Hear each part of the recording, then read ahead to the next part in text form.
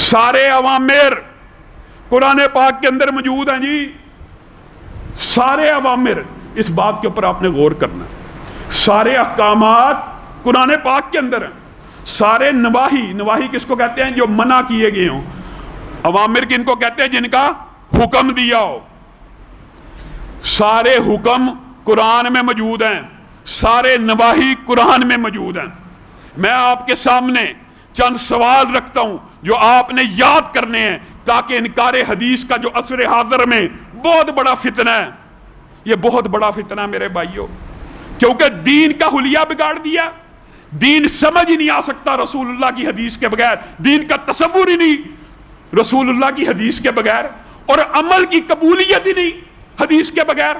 عمل صالح وہی ہے جس کے اوپر مہر نبوت ہو، اس کے علاوہ کوئی عمل صالح نہیں. تو نماز وہ ویسے پڑھے گا جیسے رسول اللہ نے کہا، ورنہ صلات کا مطلب دعا بھی ہے، صلات کا مطلب درود بھیجنا بھی ہے. صلات کی جو کفیت، جو 5 وقت فرض ہے، اگر تو رسول اللہ کے مطابق اس طرح رکھتے نہیں پڑھ رہا، رکوع اور سجدے نہیں کر رہا، تیری نماز قبول ہی نہیں. سنت کے بغیر اسلام کا تصور ہی نہیں، سنت کے بغیر اسلام سمجھ نہیں آ سکتا، سنت کے بغیر عمل قبول نہیں ہو سکتا. یہ تینوں باتیں ذہن نشین رکھیں. میں آپ کے سامنے رسول اللہ صلی اللہ علیہ وسلم کی 2 حدیثیں رکھنا چاہتا ہوں، آپ نے اس کے اوپر غور کرنا ہے. یہ جو منکرین حدیث ہے یہ کہتے ہیں سارے اوامر کہاں پہ ہیں؟ قرآن پاک میں. آپ منکرین حدیث سے پوچھئے سجدہ کس کیفیت کا نام ہے، سجدہ کس کیفیت کا نام ہے، وہ آپ کے سامنے ایک حدیث پیش کریں گے. چاہیے تو یہ تھا کہ قرآن پیش کرتے، وہ آپ کے سامنے ایک حدیث پیش کریں گے، اور وہی حدیث میں آپ کے سامنے پیش کرتا ہوں. سجدہ رسول اللہ صلی اللہ علیہ وسلم نے فرمایا اس کیفیت کا نام ہے، الفاظ کے اوپر غور کرنا ہے. امرتو ان اسجد علی 7 اعظم. رسول اللہ نے کہا سجدہ اس کیفیت کا نام ہے کہ مجھے حکم دیا گیا، میں محمد صلی اللہ علیہ وسلم کو حکم دیا گیا. یہاں پہ ہی رک جائیے، یہاں پہ رک جائیے. رسول اللہ صلی اللہ علیہ وسلم کو حکم دینے والی ذات کون ہو سکتی ہے؟ بتائیے. کیا مخلوقات میں سے، کیا صحابہ میں سے کسی نے رسول اللہ کو حکم دیا ہے؟ کس نے حکم دیا ہے؟ اللہ نے. بات کلیئر ہوگی، کس نے حکم دیا ہے؟ اللہ نے. امرتو ان اسجد، آگے رسول اللہ سجدے کی کیفیت بیان کر رہے ہیں کہ مجھے حکم دیا گیا ہے اللہ کی طرف سے کہ سجدہ اس کیفیت کا نام ہے کہ 7 ہڈیاں اللہ کے سامنے زمین بوس ہوئی ہوں. 7 ہڈیاں، 2 پاؤں کی، 2 گھٹنوں کی، 2 ہاتھوں کی، ایک یہ پوری ہڈی اللہ کے سامنے زمین بوس ہوئی ہوں.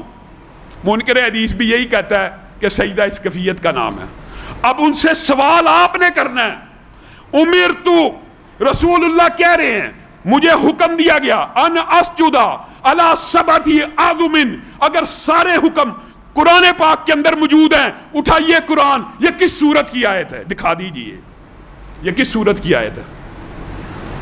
یہ حدیث ہے، یہ رسول اللہ کا فرمان ہے، اور رسول اللہ کا فرمان بھی وحی ہے. وَمَا يَنْتِقُ عَنِ الْهَوَىٰ إِنْ هُوَ إِلَّا وَحْيٌ يُوحَىٰ. رسول اللہ اپنی مرضی سے کلام کرتے ہی نہیں، جب بھی بولتے ہیں وہ اللہ کی وحی ہوتی ہے. اور بالفرض جو تو نے فلسفہ بنایا ہوا ہے، رسول اللہ کی بعض واقعات بیان کرتے ہیں ایسا ہوا تو اللہ تعالیٰ نے اس کی اصلاح کر دی. اگلی بات سنیے، یہ تو تھا اوامر کے بارے میں، اب نواہی کا بھی سن لیجئے جن سے منع کیا گیا. منکر حدیث یہ فلسفہ پیش کرتا ہے کہ سارے نواہی، ساری ممانعتیں کہاں پہ ہیں؟ قرآن میں. اب رسول اللہ صلی اللہ علیہ وسلم فرماتے ہیں نہیتو، کیا کہتے ہیں؟ نہیتو. آپ یہ لفظ تو یاد کر سکتے ہیں نا، امرتو کا اور نہیتو کا. نہیتو ان اقرأ القرآن راکعا او ساجدا. بتائیے، رسول اللہ کہہ رہے ہیں میں منع کیا گیا ہوں. کون منع کر سکتا ہے رسول اللہ کو؟ مخلوقات میں کوئی منع کر سکتا؟ کسی کی جرت ہے کہ رسول اللہ کو منع کرے؟ نہیتو رسول اللہ کہہ رہے ہیں میں محمد صلی اللہ علیہ وسلم منع کیا گیا ہوں کہ رکوع اور سجدے میں قرآن پاک کی تلاوت کروں. میں منکر حدیث سے یہ سوال کرتا ہوں غامدی صاحب یہ قرآن پاک کی کون سی آیت ہے جہاں پہ یہ لکھا ہے کہ رکوع اور سجدے میں قرآن پاک کی تلاوت ممنوع ہے؟ نہیں بتا سکتے. حدیث کے بغیر دین مکمل نہیں ہے.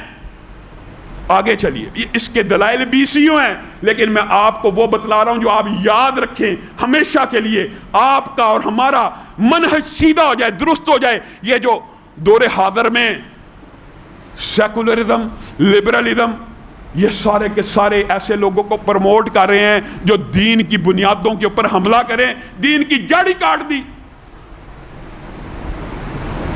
لا تصلی علی احد منہم مات ابدا. آپ قرآن پاک کی اس آیت کو جانتے ہیں، مفہوم بھی آپ کو پتہ ہے. عبداللہ ابن ابی کا جنازہ رسول اللہ صلی اللہ علیہ وسلم نے پڑھایا. اللہ تعالیٰ نے آسمان سے آیتیں نازل کر دی کہ آج کے بعد ان کا جنازہ نہیں پڑھانا، ان میں سے کوئی مر جائے اس کی قبر پہ نہیں جانا.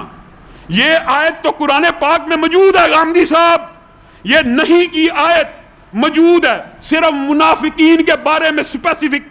آپ بتائیے اگر سارے اوامر قرآن پاک میں ہیں تو جنازے کا حکم قرآن پاک میں کہاں ہے؟ عام مومنوں کا جنازہ پڑھنے کا حکم قرآن پاک میں کہاں ہے؟ دکھا دیجئے. نہیں دکھا سکتے. زکوٰۃ کتنی دینی ہے یہ حکم کہاں پہ ہے قرآن پاک میں؟ بھینس کی کتنی ہے، گائے کی کتنی ہے، پیسوں کی کتنی ہے، یہ قرآن پاک میں کہاں ہے؟ قرآن پاک میں عمرہ اور حج کا ذکر تو موجود ہے. حج کس چیز کو کہتے ہیں، عمرہ کس چیز کو کہتے ہیں، عمرے کی کیا عادات ہیں، عمرے میں کیا کرنا ہے، حج میں کیا کیا کرنا ہے، یہ احکامات بتائیے قرآن پاک میں کہاں ہیں؟ جب تک آپ لِتُبَيِّنَ لِلنَّاسِ کے اوپر ایمان نہیں لائیں گے کہ رسول اللہ صلی اللہ علیہ وسلم کو بھیجا اس لیے گیا کہ اس قرآن پاک کی تشریح کر کے امت کو بتا دے، رہتی دنیا تک ان کا اسوہ، ان کی زندگی امت کے لیے نمونہ بن جائے. اللہ سیف کر کے مجھے اور تجھے دے کر گیا ہے، اور اللہ نے اگر سیف نہ کیا ہوتا تو میرے اور تجھ سے مطالبہ ہی نہیں کر سکتا. رسول اللہ کی زندگی نمونہ ہے. رسول اللہ کی صبح کے مطابق چلو، شام کے مطابق چلو، نماز ویسے پڑھو، عمرہ ویسے کرو، حج ویسے کرو. اور منکر حدیث کہتا ہے ان میں سے کوئی عمل مفعول ہی نہیں. معاذ اللہ، یہ دین کا بیڑا غرق کرنے والی بات ہے میرے بھائیوں.